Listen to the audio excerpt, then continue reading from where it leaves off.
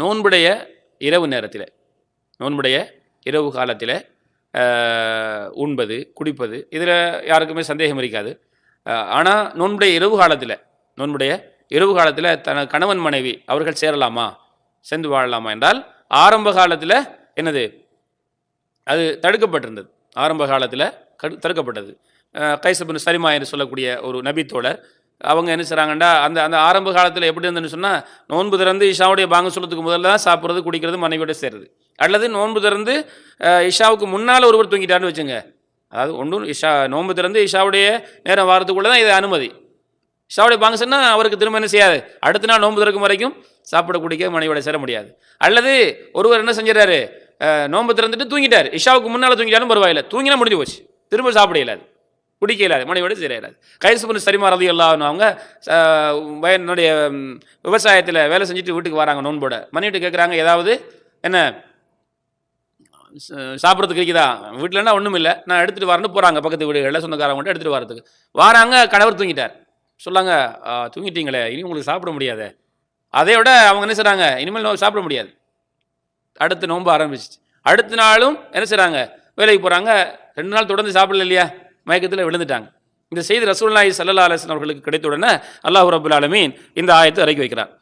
சூரத்துன் நிசாவுடைய சூரத்துல் பக்ராவுடைய 187வது ஆயத்தை, உஹில்ல லக்கும் லைலத்த ஸியாமிர் ரஃபது இலா நிசாஇக்கும். உங்களுக்கு ரமலானுடைய இரவு நேரத்தில் உங்களுடைய மனைவிமாரோட சேர்றது உங்களுக்கு அனுமதிக்கப்பட்டு விட்டது என்று அல்லாஹ் தஆலா அதை சொல்லிட்டு வரான். அவர்கள் உங்களுக்கு ஆட, நீங்கள் அவங்களுக்கு ஆட. அதே மாதிரி உங்களுடைய உள்ளத்தில் நீங்கள் மறைத்து வைத்து கொண்டிருந்ததில் அல்லாஹ் என்ன அவங்களுக்கு அது கொஞ்சம் கஷ்டமாக இருந்தது, அதை அல்லாஹ் அறிந்து கொண்டான். அல்லாஹ் உங்களோட பாவத்தை மன்னிச்சுட்டா. இப்போ நீங்கள் என்ன செய்யுங்க, உங்களோட மனைவிமாரோட உடல் உறவில் ஈடுபடுங்கள், அல்லாஹ் உங்களுக்கு ஏற்பாடு எழுதியதை நீங்கள் பெற்றுக்கொள்ளுங்கள் என்று சொல்லிட்டு பிறகு அல்லாஹ் சொல்லான், கருப்பு கயிறுக்கும் வெள்ளை கயிறுக்கும் உங்களுக்கு தெளிவு வரும் வரை நீங்கள் என்ன செய்யுங்க, நீங்கள் சாப்பிடுங்கள் குடியுங்கள்.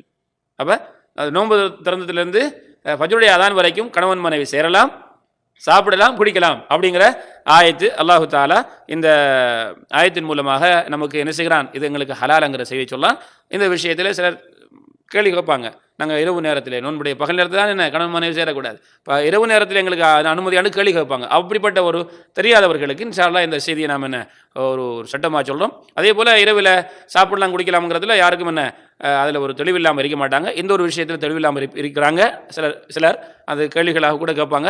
ஆகவே இந்த செய்தி மூலமாக நமக்கு என்ன செய்யலாம், அதை நாம் தெரிந்து கொள்ளலாம். அது மாதிரி ஆயிஷா ரலியல்லாஹு அன்ஹா, உம்மு ஸலமா ரலியல்லாஹு தஆலா அன்ஹா அவர்கள் சொல்லாங்க, ரசூலுல்லாஹ் அவங்க ஜுனூபின் காரணமாக, அதாவது மனைவிமார் மூலமாக அவங்க உடலுறவு கொண்டு ஜுனூப் குளிப்பு கடமை உள்ளவங்களாக இருப்பாங்க. சில நேரத்தில் அவங்க ஃபஜ்ருடைய அதானுக்கு பிறகு குளித்திருக்கிறாங்க.